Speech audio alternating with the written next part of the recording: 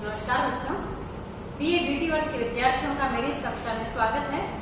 बच्चों, बिहारी सतसई की व्याख्या के क्रम में आज हम करने जा रहे हैं सतसई की 18वें दोहे से लेकर 25वां दोहा, जो बीकानेर विश्वविद्यालय के विद्यार्थी हैं जिनके सिलेबस में लगा हुआ है उसके संख्या के अनुसार। पहला जो दोहा है, मानो विदितन अच छवि स्वच्छ राखी बेकाज, दृग पग पहुंचन को करे भूषण पायंदाज। जैसे बच्चों अपन किसी के घर में प्रवेश करते हैं तो वो लोग अपने घर को स्वच्छ रखने के लिए, कि कहीं हम पैरों से गंदगी ना लेकर चले जाएं, तो घर को साफ रखने के लिए जैसे अपन पायदान लगा के रखते हैं, अपन जब पायदान में पैर रखते हैं तो पैर अपने आप पहुंच दिए जाते हैं, फिर अपन साफ होकर उनके घर में प्रविष्ट होते हैं। इसकी कल्पना आप देखिए कवि ने कहाँ पर की है। उन्होंने ये कल्पना की है कि जो नायिका है वो इतनी सुंदर है कि उसको किसी की नजर ना लग जाए।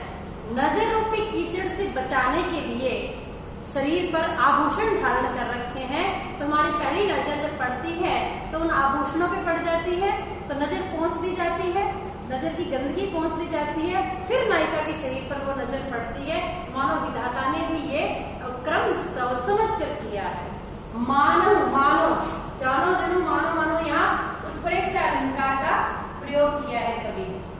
विधि, विधि स्वयं भगवान ब्रह्मा परमात्मा, मानो भगवान ने तन नायिका के शरीर की अच्छ माने साफ छवि को रखने के लिए, नायिका के शरीर की छवि को साफ सुथरा रखने के लिए स्वच्छ राखी बेकाज, उसको बिल्कुल स्वच्छ रखने के लिए किसी प्रकार का कोई कलुषित उसके ऊपर ना लगे, दृग पग पहुंचन को करे। यहाँ रूपक अलंकार है बच्चों, दृग पग आंख रूपी पैरों को पहुंचने के लिए। यहाँ आंख यानी क्योंकि नायिका पर नजर पड़ती है और बुरी नजर यदि पड़ती है तो माना जाता है कि नजर लग जाती है, अगला बीमार हो जाता है या कोई नुकसान हो जाता है।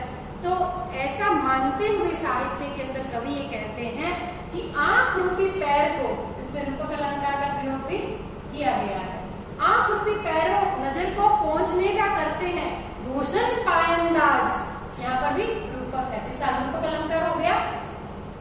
आभूषण रूपी पायदान लगाए हुए हैं नायिका ने अपने शरीर पर, यानी हार पहन रखा है, हाथों में चूड़ियां पहन रखी है, नथनी पहन रखी है, कानों में पहन रखा है, टीका पहन रखा है। तो यानी ये जो आभूषण है ये तो पायदान का काम करते हैं कि हमारी दृष्टि जो है वहां पड़े और हमारी दृष्टि का जो कलुषितता है वो पहुंच दी जाए और उसके बाद स्वच्छ दृष्टि जो है वो नायिका के अंगों पर पड़ सके। तो ये आभूषण इस चीज का काम कर रहे हैं। तो कल्पना की समाहार शक्ति इसके अंदर आप देख सकते हैं।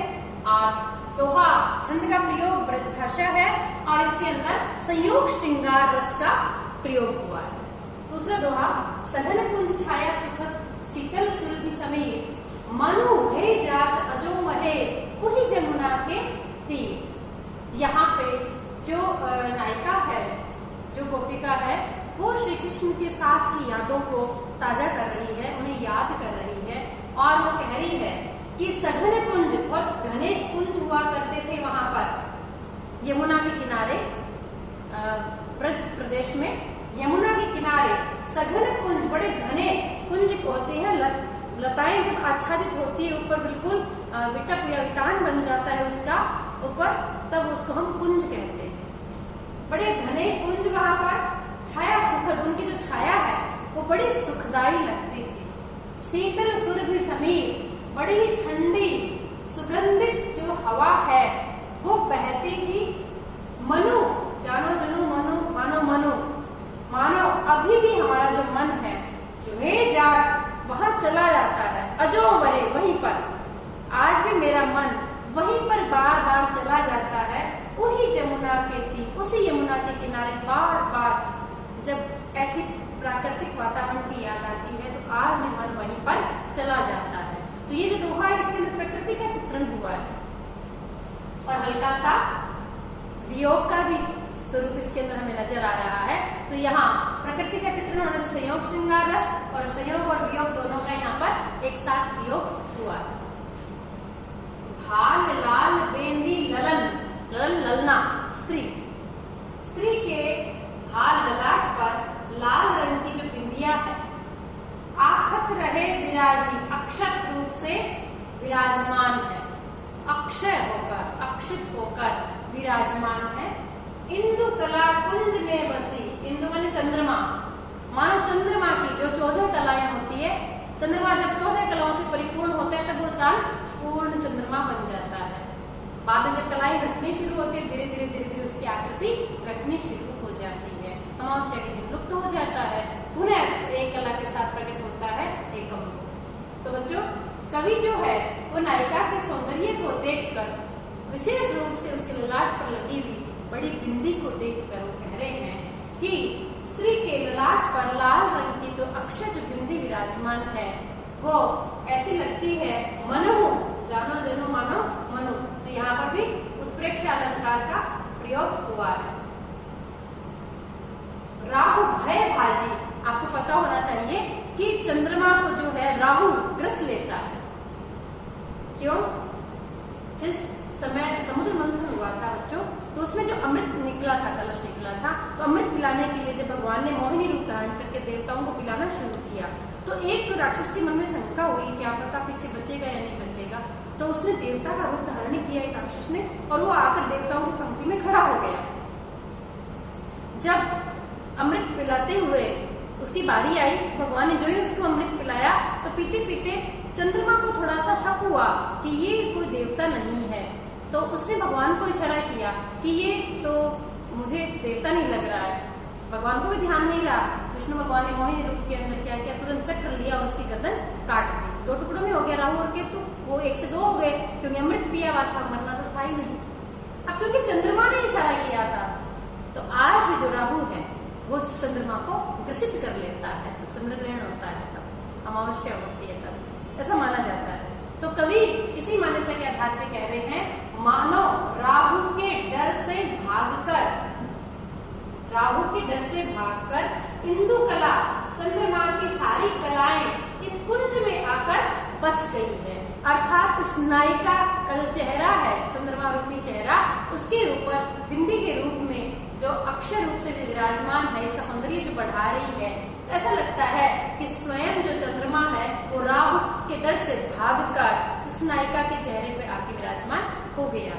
इसमें भी बच्चों कल्पना की समाहार शक्ति को हम देख सकते हैं, जो कवि ने अपनी कल्पना की है। और इसके अंदर राहु के डर से चंद्रमा का जो भागना है, इसमें अंतर कथा भी उपस्थित है, उसकी तरफ भी कवि ने इशारा किया। संयोग श्रृंगार है, नायिका की बिंदी का चित्रण है, तो सौंदर्य का वर्णन हो गया। 21वां दोहा, इत आवती चली जाती उत चली सातक हाथ, चढ़ी हिडोरे सी रहे लगी उसासन उसात। यहाँ पर वियोग श्रृंगार का चित्रण हुआ है। नायक के वियोग में, श्री कृष्ण के वियोग में नायिका इतनी दुबली हो गई है, इतनी पतली हो गई है कि जब वो सांस लेती है, सांस खींचती है, 3-4 हाथ पैर, मतलब 3-4 पैर पीछे हो जाती है, और जब वो सांस छोड़ती है तो 3-4 हाथ आगे सरक जाती है। कहने का मतलब है कि वो तो सांसों के हिंडोरे में चढ़ी हुई सी महसूस होती है। सांस आती है तो पीछे, सांस जाती है तो थोड़ा आगे, हर समय सांसों के झूले में वो झूल रही है। तो यहाँ अतिशयोक्ति अलंकार का प्रयोग हुआ है और वियोग श्रृंगार रस है इसके अंदर। अतिशयोक्ति अलंकार। इत आवती, इधर आती है, चली जाती उधर चली जाती है, चली 6-7 हाथ, 6-7 हाथ आगे और 6-7 हाथ पीछे चली जाती है जब उसको सांस आती है और सांस जाती है। चढ़ी हिंडोरे सी रहे, सास ही सम, यहाँ उपमा अलंकार का प्रयोग भी हुआ है। मानो झूले में चढ़ी हुई सी प्रतीत होती है कि हर समय नायिका जैसे अपने स्थान पर खड़ी या बैठी नहीं है, बल्कि झूले पे चढ़ी हुई है। लगी उसास अनुसार, उसास किसको कहते हैं? निश्वास। दुख के कारण जो लंबी सांसें छोड़ी जाती है, जिसको निश्वास कहते हैं हम, वो उन उसासों के साथ वो कभी आगे होती है, कभी पीछे होती है, नायिका सांस के साथ ही जो है डोल रही है। तो यहाँ वियोग श्रृंगार का अतिशयोक्तिपूर्ण चित्रण किया गया है। अगला है, ये बच्चों प्रकृति का बहुत सुंदर चित्रण किया है कवि ने इसके अंदर। रणिक भिन्न घंटावली, रिंग कहते हैं भंवरे को। आपको पता होगा हाथी जब चलता है तो यदि उसके गले में घंटियां बांधी हुई है तो उन घंटियों की ध्वनि होती रहती है, आवाज होती रहती है, टन टन टन टन, और बड़ा अच्छा लगता है। रणित यानी उसकी मधुर ध्वनि। रणित भिन्न घंटावली।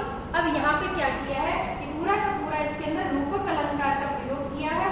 सारूपक है पूरा एक स्वांग चित्रण किया है कि प्रकृति के माध्यम से उन्होंने बताया है कि झरत दान मधु नीर, झर रहा है मधु नीर उसके हाथी के गंड स्थल से। मंद मंद आवत चलो, धीरे धीरे आता हुआ चला जा रहा है। कुंजरू, कुंजरू माने हाथी, कुंज में समीर माने हवा। जो बसंत ऋतु की वायु है, प्रकृति के ऊपर मानवीय आरोप किया है, पशु का आरोप किया है। तो यहाँ पर बच्चों मानवीकरण अलंकार का प्रयोग भी हुआ है। कैसे? क्योंकि प्रकृति को उन्होंने क्या बताया है? हाथी बताया है और भंवरा बताया है। कवि ये कह रहे हैं कि बसंत ऋतु आ जाने पर जो भंवरों का गुंजन है, भंवरे जो गूंज रहे हैं, अलग अलग फूलों के ऊपर मंडरा रहे हैं, उनका जो गुंजार सुनाई दे रहा है, वो ऐसा लगता है कि रणित हो रहा है, बज रही है घंटावली, मानो छोटी छोटी घंटियां बज रही हो जब भंवरे मंडराते हैं। झरत दान मधुनीर, और फूलों से जो पराग झर रहा है वो ऐसा लग रहा है कि मानो हाथी जो आ रहा है उसके गले की घंटियां तो हो गई भंवरे, और उसके गंड स्थल से जो मधु नीर बहता है, वो जो फूलों के जो पराग कण है वो झर रहे हैं। मंद मंद आवत चलो, हाथी जिस प्रकार बिल्कुल धीरे धीरे अपनी मदमस्त चाल में चलता है, ठीक ऐसे ही बसंत ऋतु का जो समीर है, जो हवा है, जो वायु है, बिल्कुल धीरे धीरे आ रहा है। बसंत में बहुत तेज लू के थपेड़े नहीं चलते बच्चों, और ना ही बहुत तेज तूफान जैसा हवा चलती है, बहुत अच्छी हवा चलती है, उसके साथ फूल खिले हुए होते हैं, तो खुशबूदार हवा होती है। तो कभी कहते हैं कि मंद मंद आवत चलो, बिल्कुल धीरे धीरे धीरे हाथी की भांति आ रहा है। कुंजर कुंज समीर, कुंज के अंदर जो हवा है वो हाथी के समान चलती हुई बह रही है, और भंवरों का जो गुंजायमान है वो मानो उसके गले की घंटियां हैं, और जो पराग झर रहे हैं वो मानो हाथी के गंड स्थल का बहता हुआ उसका जो गंड स्थल से बहने वाला एक तरह का जो मदमस्त पदार्थ होता है वो मद मानो बह रहा है। तो यहाँ प्रकृति का चित्रण है तो संयोग श्रृंगार रस आएगा, मानवीकरण अलंकार है, रूपक अलंकार है, सामरूपक, मंद मंद में पुनरुक्ति प्रकाश। 23वां दोहा, कहलाने एकत बसत अहि मयूर मृग बाग।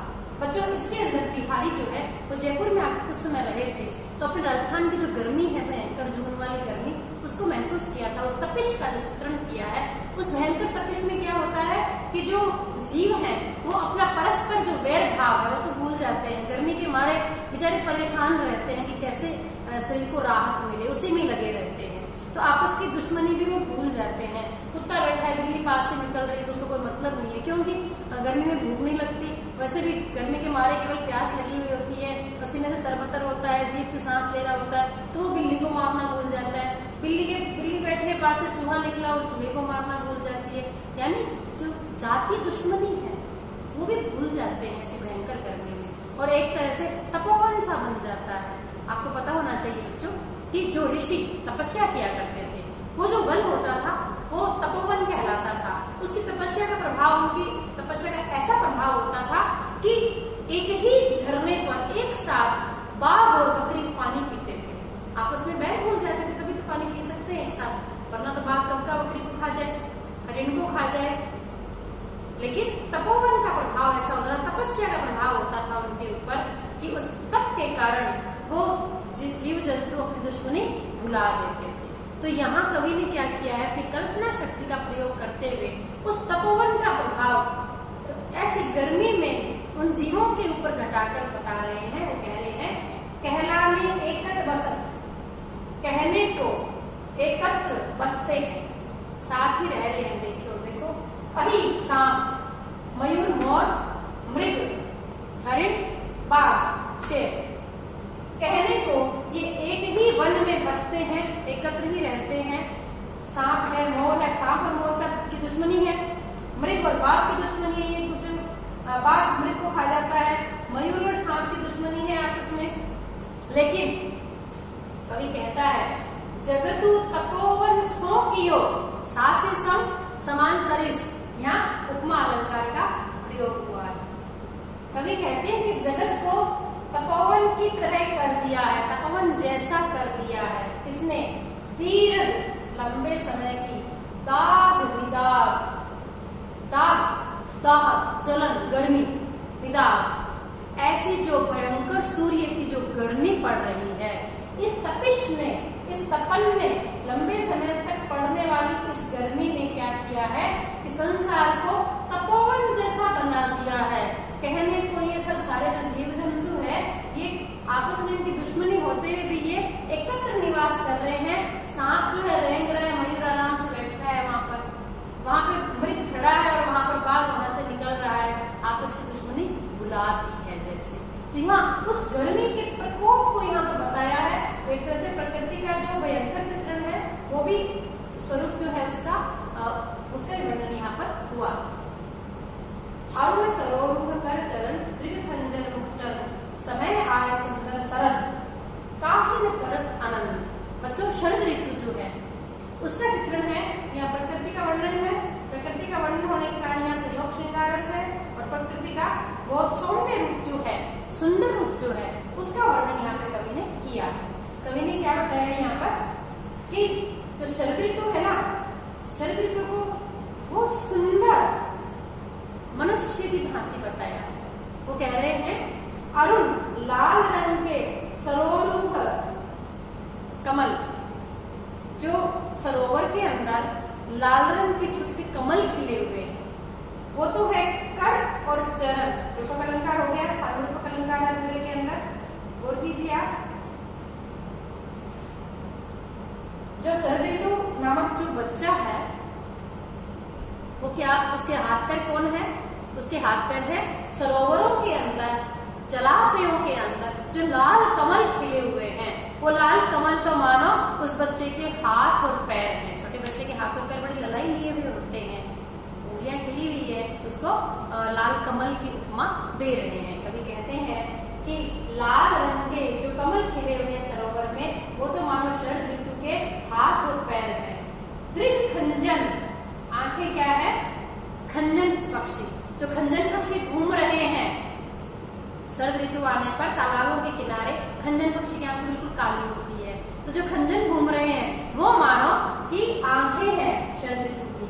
और मुख चंद्र, उसमें चंद्रमा भी, शरद ऋतु का जो चंद्रमा होता है बड़ा ही शीतल और बड़ा ही सुंदर और चमकीला होता है, गोल। तो जो चंद्रमा है वो शरद ऋतु का मुख है। शरद ऋतु को एक बहुत सुंदर नायिका की तरह बताया है कि उसका मुख, चंद्रमा तो मुख है और वो कमल हाथ पैर है, और वो जो खंजन पक्षी है वो उसकी आंखें हैं।